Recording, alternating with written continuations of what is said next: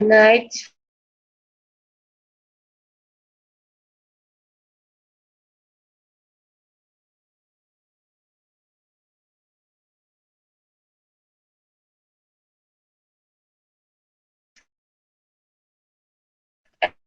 Everyone.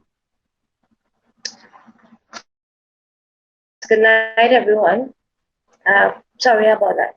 Lovely island of Trinidad and Tobago.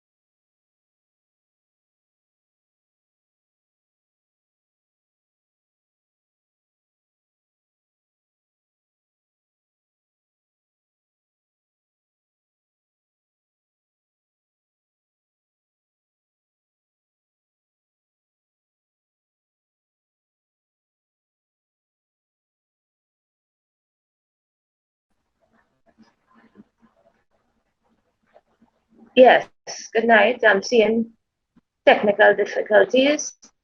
Um, but let me say it for the people who didn't hear. Um, I'm Nadia Narcis Joseph, and I'm founder of Widows Inc. I became a widow in 2009. My husband was 50 at the time,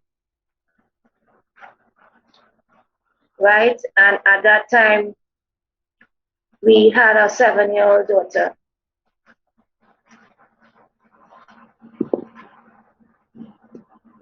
Well, I haven't spoken about this in a little while, but needless to say, it caught me by surprise, and it kind of left my daughter and I in a tailspin. And so we now had to, my daughter and I, face life without my husband, who was also my best friend. So for me, it felt like I lost, that I did lose two people, husband and best friend. And I'm sure that was the case with many of you all, who would have lost husbands and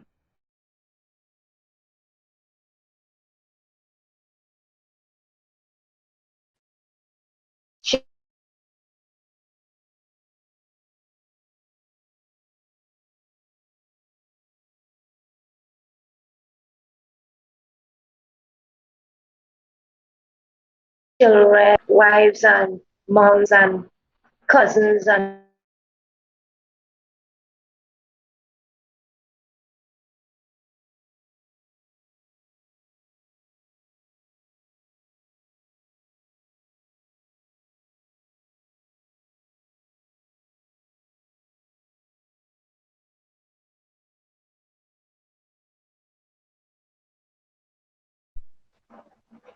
yes, I'm hello. Yes.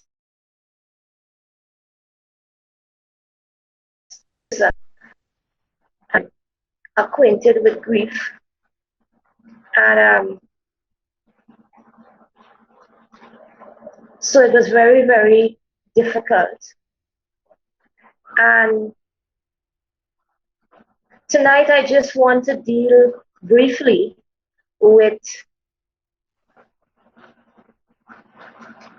things that people say or questions people ask when there's a death. In my case, it would be my people, as a friend commented, well-intentioned, started making these statements and asking these questions. Now, from all over the world, that I'm from Trinidad and Tobago, is 1.4 million.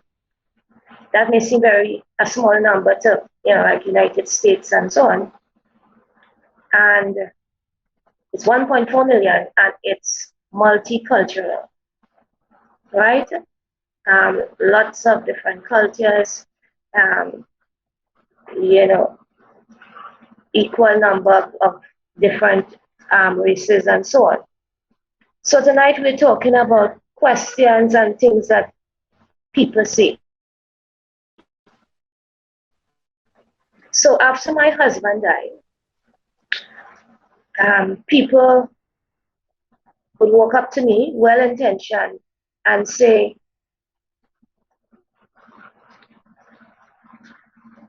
I'm also a widow, and I prayed for my husband, and he recovered. So you could imagine somebody coming up to me and saying to their husband, and their husband recovered. Some may have been well-meaning and well-intentioned, I'm sure. But maybe behind some of the statements were, well, you could have prayed. Or God didn't answer you. Now, let me just give some context before I move on. Yes, I'm founder of Widows Inc. of Trinidad and Tobago, and I'm also an apostle and I'm founder of the Love Embassy. So I'm a woman of God. So I would have a lot of people of the same religious persuasion, um, like myself, for the most part. And this is about things that people say / things that people shouldn't say. It's all about being sensitive and timing. So let's go. I prayed for my husband and he recovered. So people are telling me that, right? I'm in a state, and that is the comment that some people are making. It's well intentioned, but it didn't really go down well because some of it was you could have prayed, oh, right? Which I did, or God didn't answer your prayer. So that was one of the things that a lot of people said to me. The second thing was, you will get over it. Husband said. And not only that, they would say to me, well, he died since 2009. So one of the things they would say to me is, you still talking about your husband? But my husband's name was Kenneth, right? So they will say, you still talking about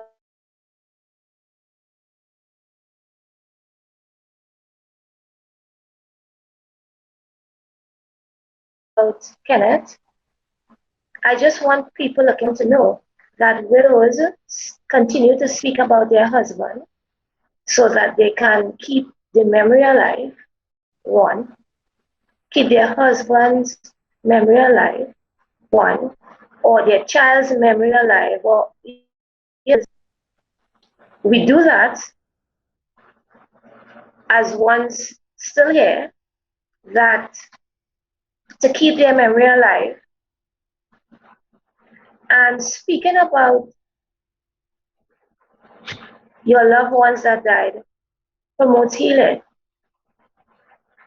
Some people feel if, like a lot of times after people who are around me, and when people go to talk about my husband, other people would say, shh, shh, don't talk about that.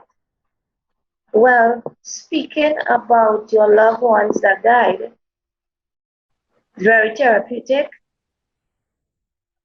and it brings healing.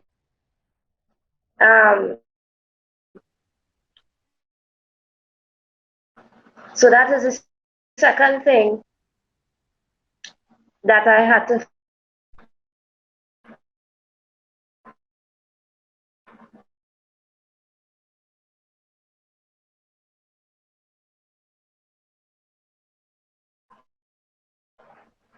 The third statement that they would make is,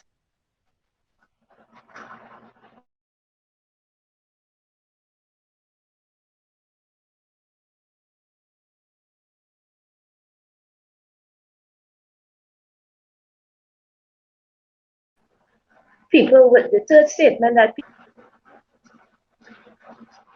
let me apologize. I think the connection difficulty is from my angle, but let me go on. The third statement that people would make is, you would want to love again, or he would want you to love again.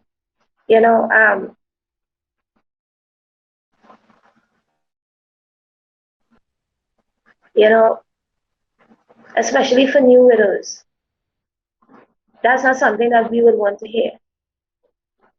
That he would want us to love again. Yes, most likely he would want us to love again. But everything is about time and place. Remember, They're talking about questions people ask after the death and things and statements that people make.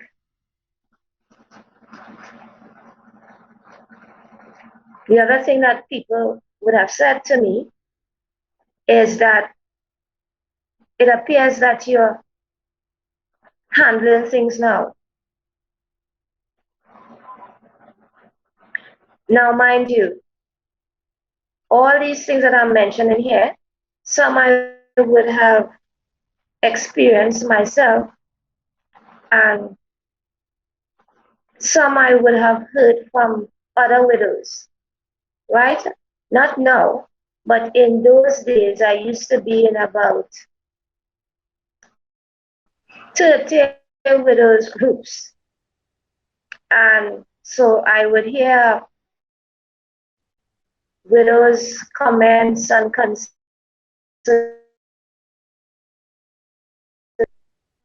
and I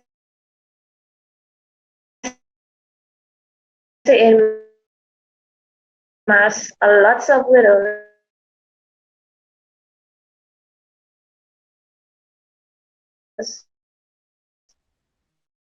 thousands of, and what they're not just myself. One is, it appears that you are handling things now. And as I said, all well intentioned.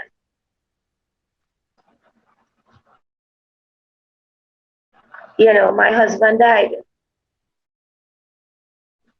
You know, it's a loss,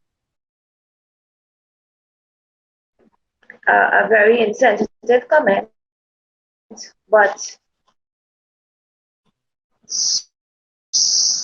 you know, I would just like to say, Peter,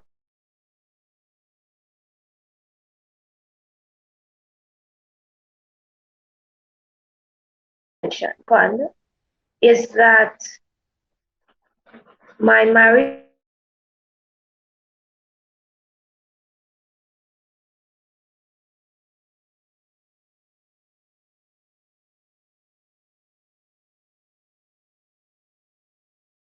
friends started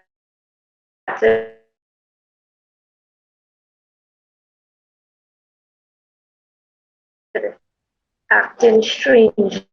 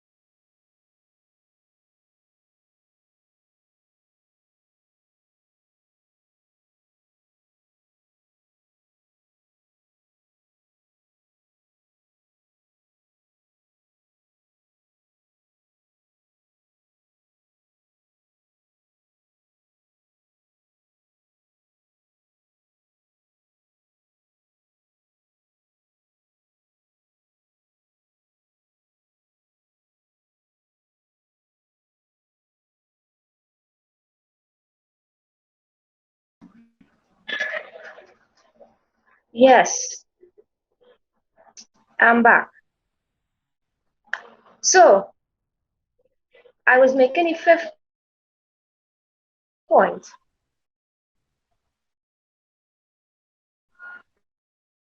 that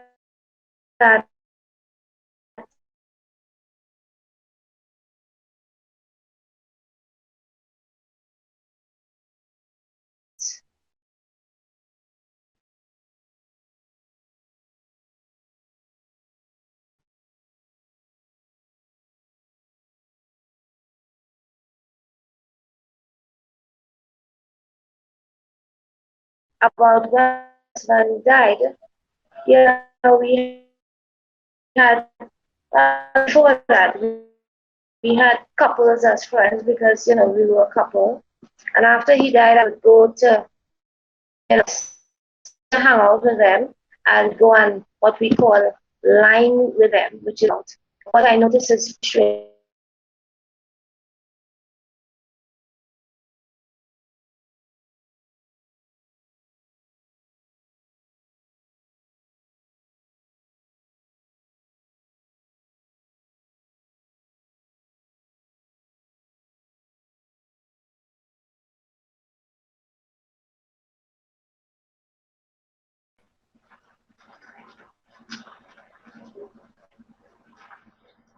Yes, I'm back again. Um, and I've also spoken to my aunt has told me she was a widow before me, and she also experienced that kind of issues. That you know, all of a sudden we become um, competition for other women who have husbands. I don't know if you all have experienced that. I have experienced that, and I'm sure many others. And all I can say to that is that um, it's insulting to us. Um,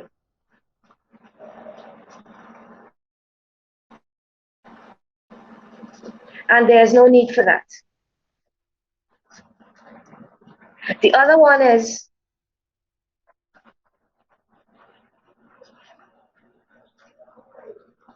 you are young and you will find someone new.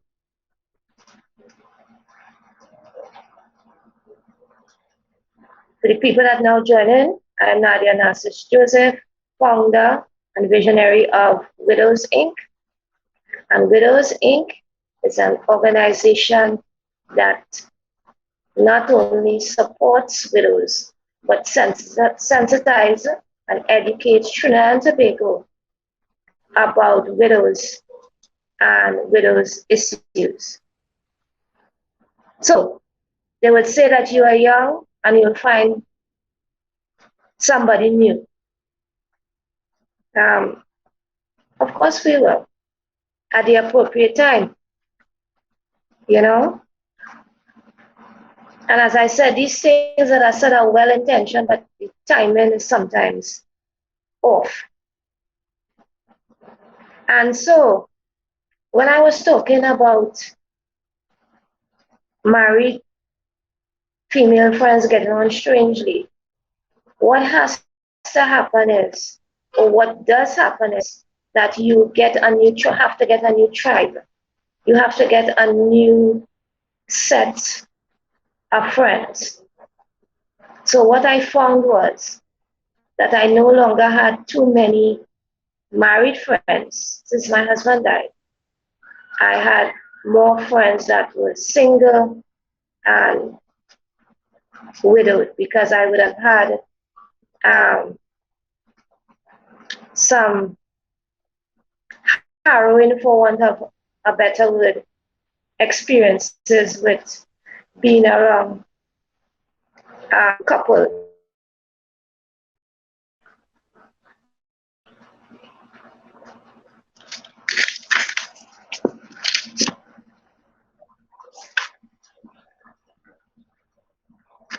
The other thing that I would say, though, statement that I would make is that when you are around widows, especially in the first couple months, of their husband's death,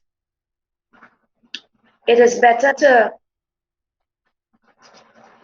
do less talking and more observing. You know, instead of asking them 1,000 questions, see where you can help. You know, they may need help with the children, babysitting. They may need help with housework because they're in a state, and so on. So I just would advise, in terms of, especially the first couple months, with widows, do less talking and more observing. You see, this is the widow's journey. This is her journey. And she's the driver of that journey. You know, she will decide when she wants to discuss certain things with you concerning her husband's life and so on, or their life together, right? You're not a detective. You're not a news reporter. Don't act like a journalist. Do less talking and more observing.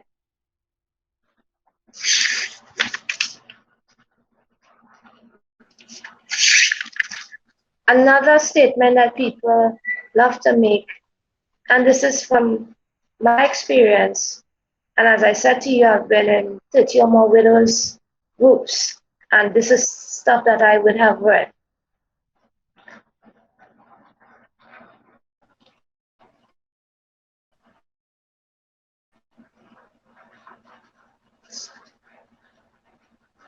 Healing takes time. Yes.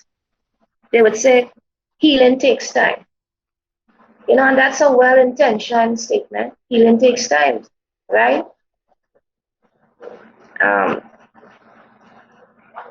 You know, but you remember the state of mind somebody is in. Some people grieve differently.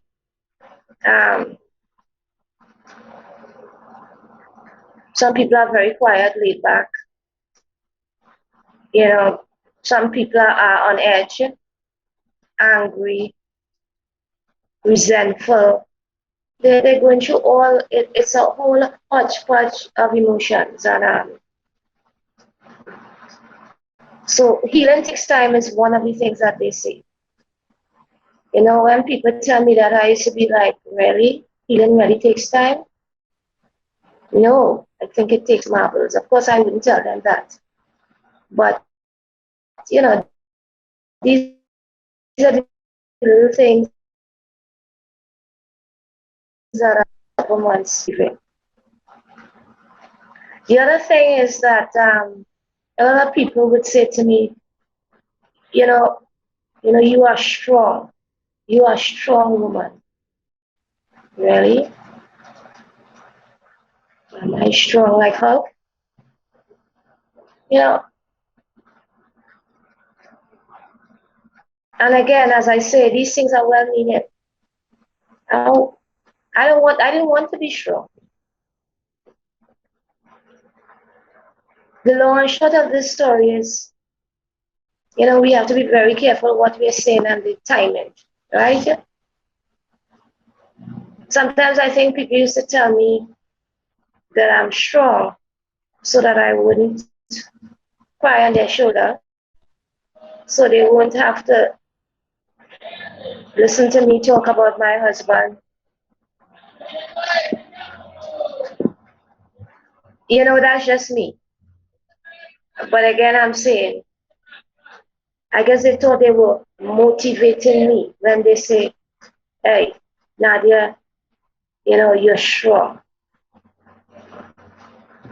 Didn't feel strong. The other thing is that they says everything happens for a reason.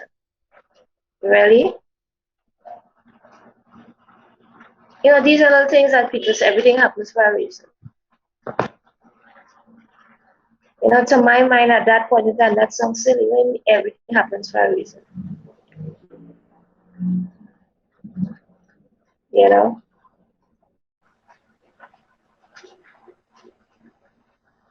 I remember when my husband died, I was upset with God. I said, God, you could have stopped that death.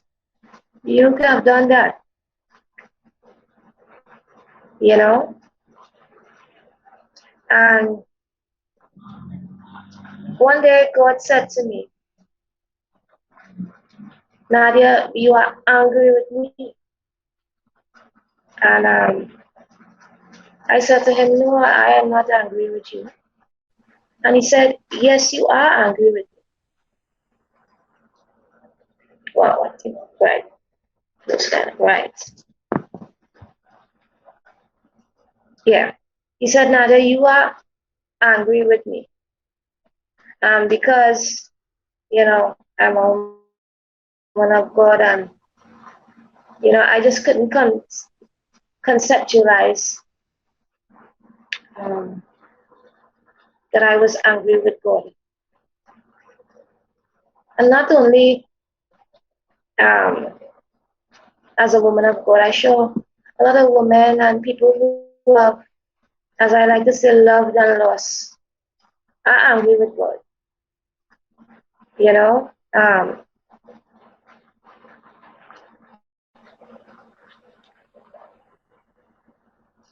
but I'll tell you this: I was angry with God, and God caused me to listen to a radio program, and through listening to that radio program one evening, um,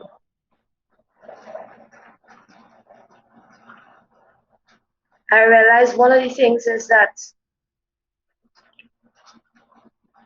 sometimes you're praying for people sick on, you know, and they're very ill and they're going through a lot of pain and difficulty. And this is just something I've decided. Sometimes you're praying for people to live. You're praying for people to live.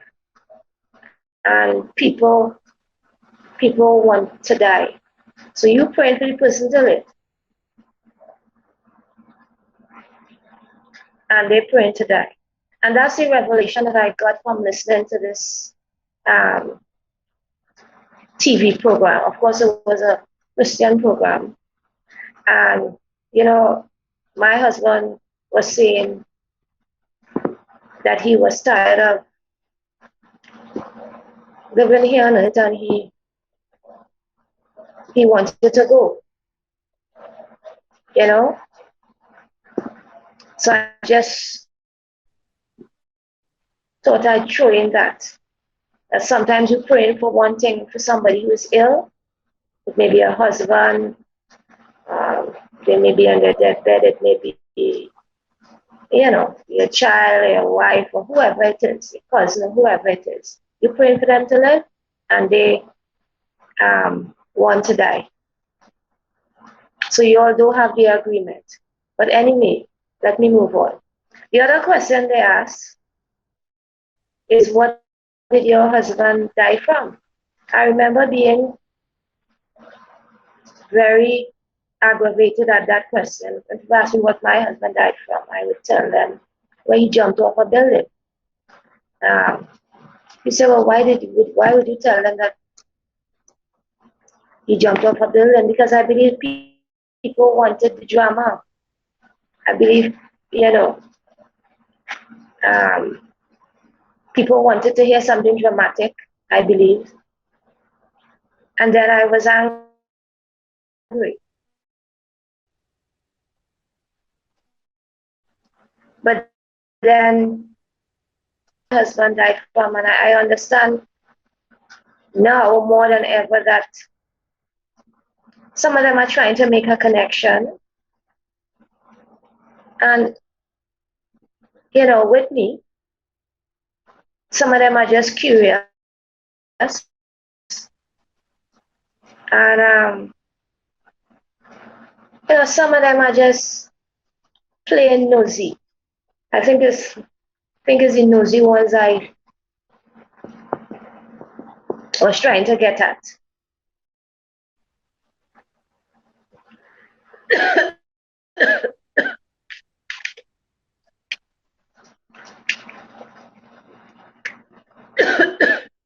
Sometimes people would ask, was he sick?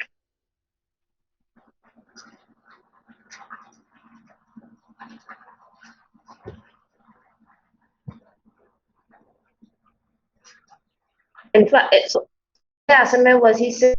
They wonder if he died in an accident. How did he die? It goes back to the same question. From where I said that's none of your business. And as I said, widows and people who are grieving, if they're going through their journey, and they are the driver, and you should allow them to lead that journey with God, or they will lead the journey, not you asking them 10,000 questions, which for the most part, at that time, I couldn't see the benefit of these, you asking these questions. Of course, another question they used to ask me, what is your husband's name? Right? Since I didn't want to tell them what he was sick with or what he died from, somehow they feel if they had his name, they could search up and find out what he died from. I can't say this is a Trinidad and Tobago thing that people are nosy. In Trinidad and Tobago, we call it fast. That's your fast, right? I guess in other places they call different things, nosy, whatever, right? Another statement they make is that your husband is in a better place, right? That's another statement. He's in a better place. I mean, that was an annoyance for me. I mean, what better place he should be in? He should be with me and my daughter. I felt at the time. So for you to tell me he should be he's in a better place, that was rubbish as far as I'm concerned. What better place? But of course, people are well-intentioned, and I know that they're talking about heaven and so on, and I know he's there and so on. And these are some of the statements that people make, things that people say. And I believe that people say things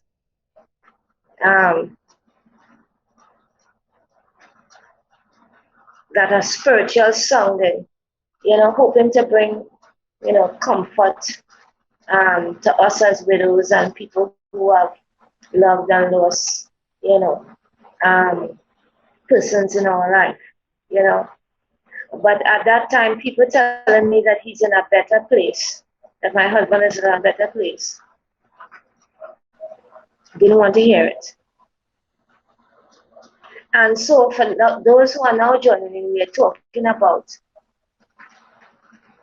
when your husband died, and in some cases other people die. These are the things or statements that people make, or these are the questions that they ask. It's all about sensitivity. You can't so know information about other people's business that you don't take into consideration how it affects them. And so the reason I'm going through all of this is that some of the times I guess for the most part we are well-intentioned, making a lot of statements, and it is causing people a lot of aggravation and annoyance and distress, and they're already grieving and distress, and you come with your 1,000 questions, well-meaning and well-intentioned, and cause them more distress. So it's all about sensitivity.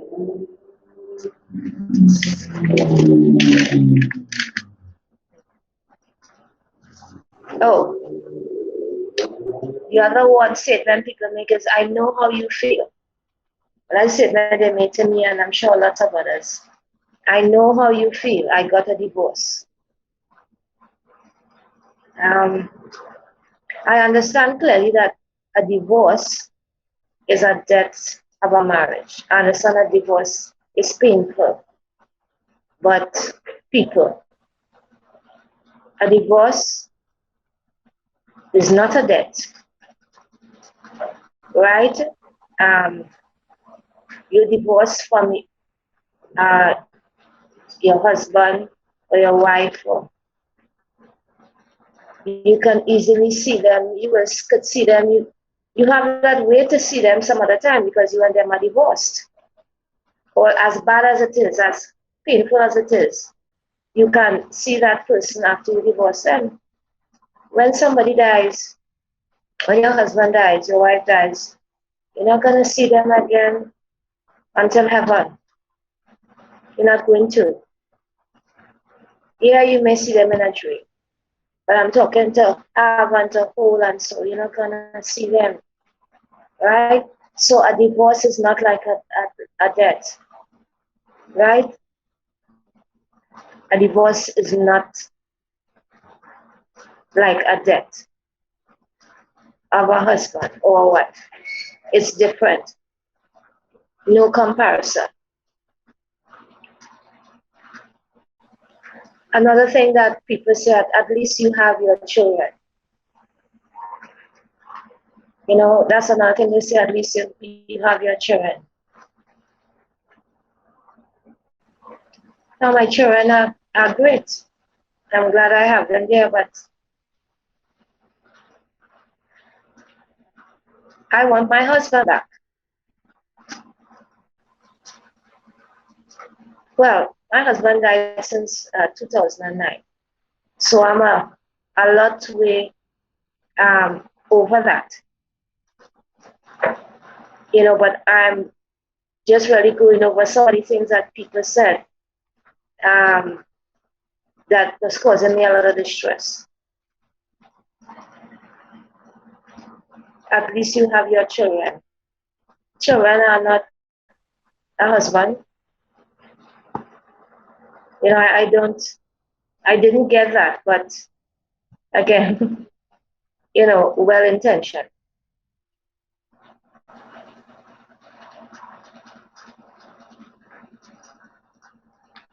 The other thing is somebody came around to me and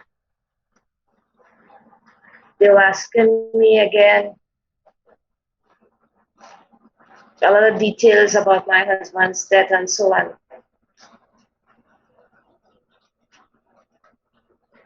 I told them one thing and they're telling me, well, that is not what I heard happen. I don't care what you heard happen.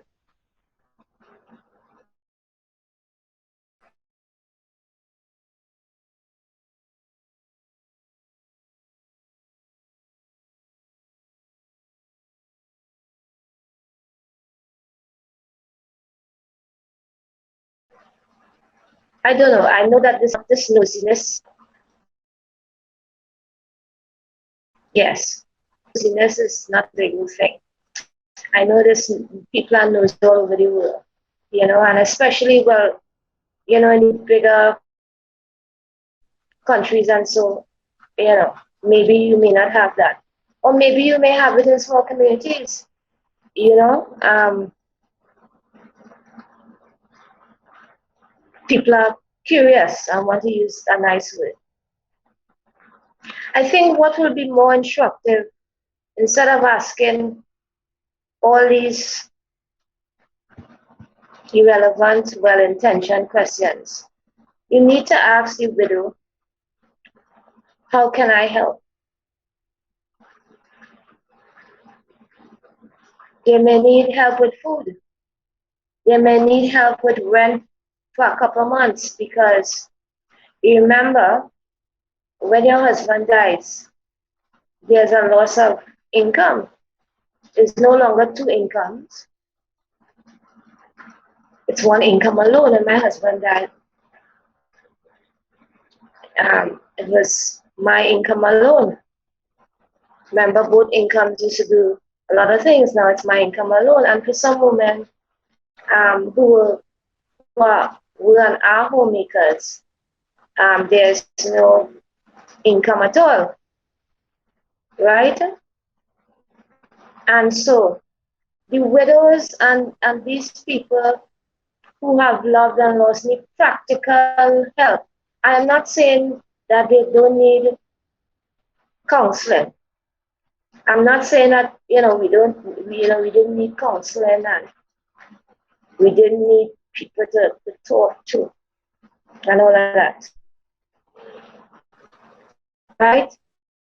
Um, but I'm saying even to go to a counselor, the widow who has, or whoever the person is, has to make up their mind to go. They make up their mind and they go to counseling. You shouldn't come around and be a counselor. Sometimes you just could do simple things beside asking, how can I help? Sometimes they just want somebody to be around. I remember the first couple of days after my husband died, I had my girlfriends come over and stay because the house was very empty, felt very empty. Without him, he was a big personality. So the house I felt this big void. So sometimes it's just a matter of, somebody coming over and spending a couple of days with you. Not asking 10,000 questions, but just making yourself available if you want to talk,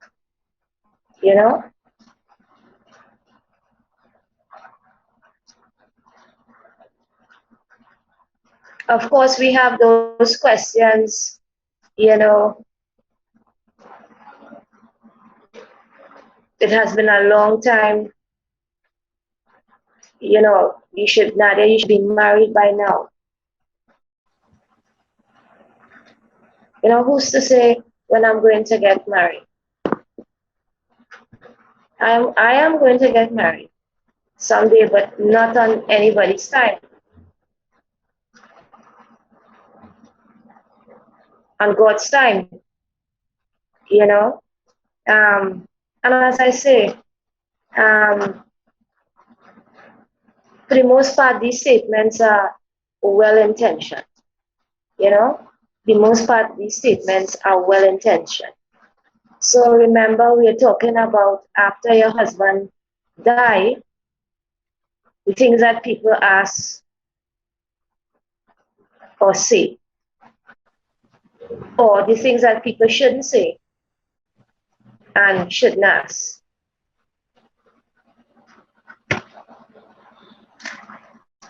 Remember, we're talking about widows. Listen, I have been a widow since 2009.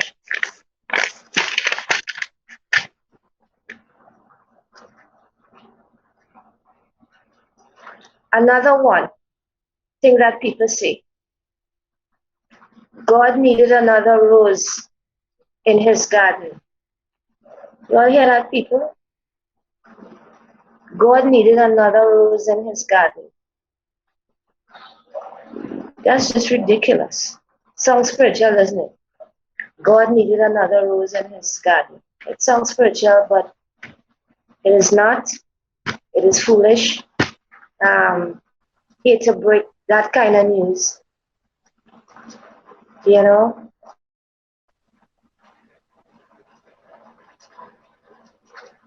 Well-intentioned people.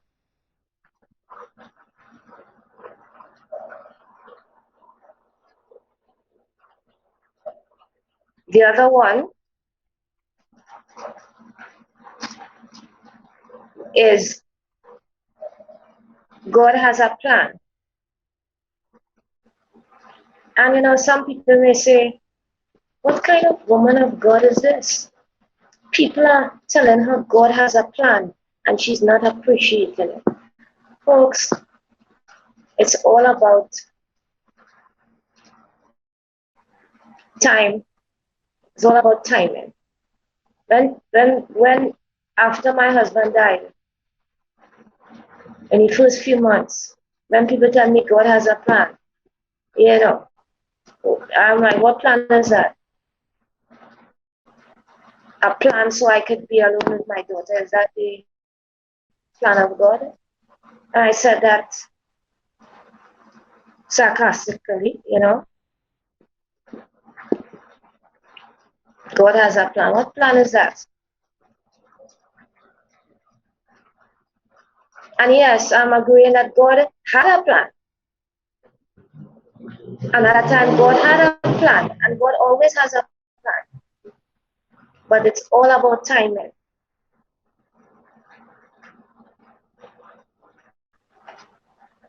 Everything is about timing. And I dare say that first year I was in denial. It looked like things were going good. And in the second year,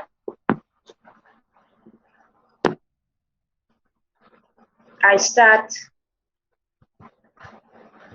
what's the word that I want to use? Things just exploded. So I thought I was handling his death very well the first year. I was going to work, I was up and about and this and that. But second year, I was very distressed. And what I understand from the literature about widows is that the second year is when the real reality that he's not here hits you. It is the reality that he is not here hits you. And the reason why I'm talking about more about widows and widowers, because the literature and the statistics says that widowers get married within a year's time. You know, most of them don't get to the second year where, you know, sometimes everything goes out of control. So it's the second year that everything hits you. And I know it's not the same for everyone. But by and large, that is what the research says. Second year is when the reality hits you.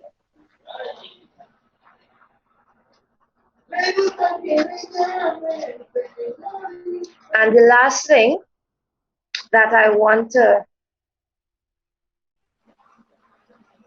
talk about is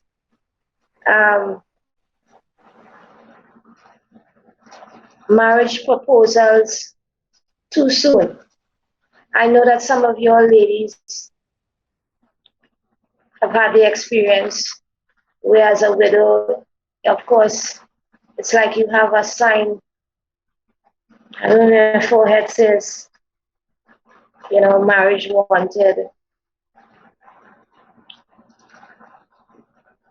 But, you know, find that you have a lot of men, know that you are now single, and, you know, you get a lot of marriage proposals. You know,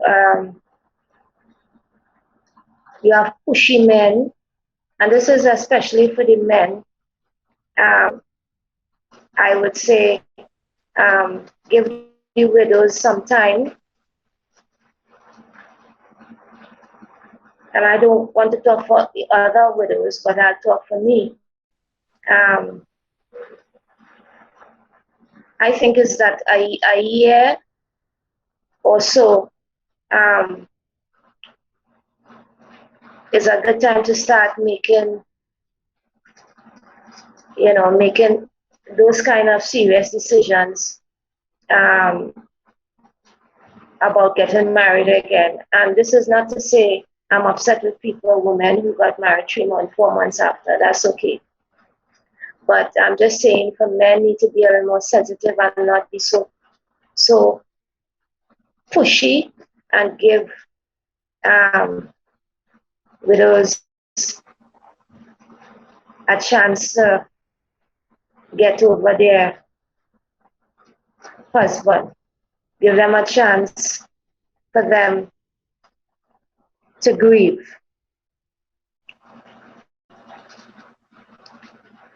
And to wrap everything up, what I would say is that all these statements and questions and so mentioned before, it all has to do with timing of these things, and things must be tastefully done. Right?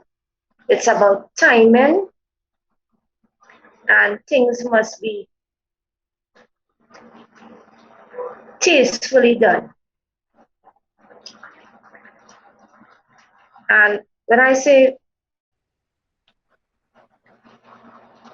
tastefully done, you know, the Bible says there's a time and season for everything under the sun. And if you do things too soon, and you talk about things too soon, then that becomes an issue, and it becomes an annoyance to the widow, I guess even the widower and the people who are grieving. And lastly, I just want to thank God that my daughter had 7 years with my husband. And they say that 7 years is when the core of the person is set. Now, I don't know if anybody has any questions.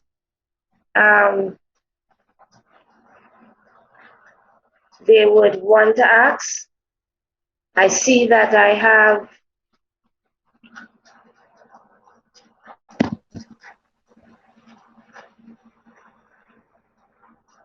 a couple minutes again.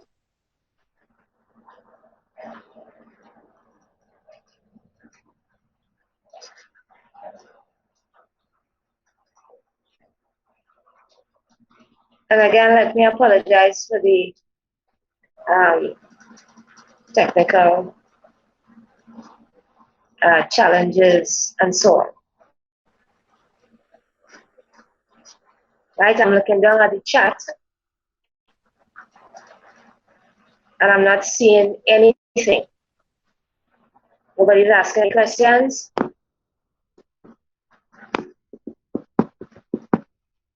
Going, gone. So,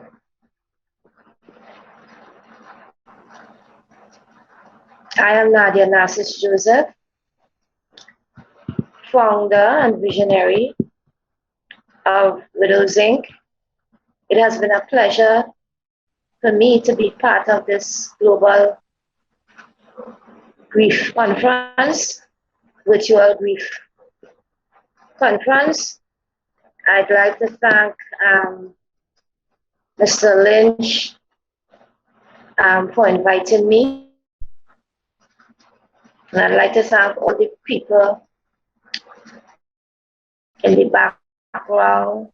I don't know much in the background, but is it Chicken Fox Productions? Is it Josh and Nathan?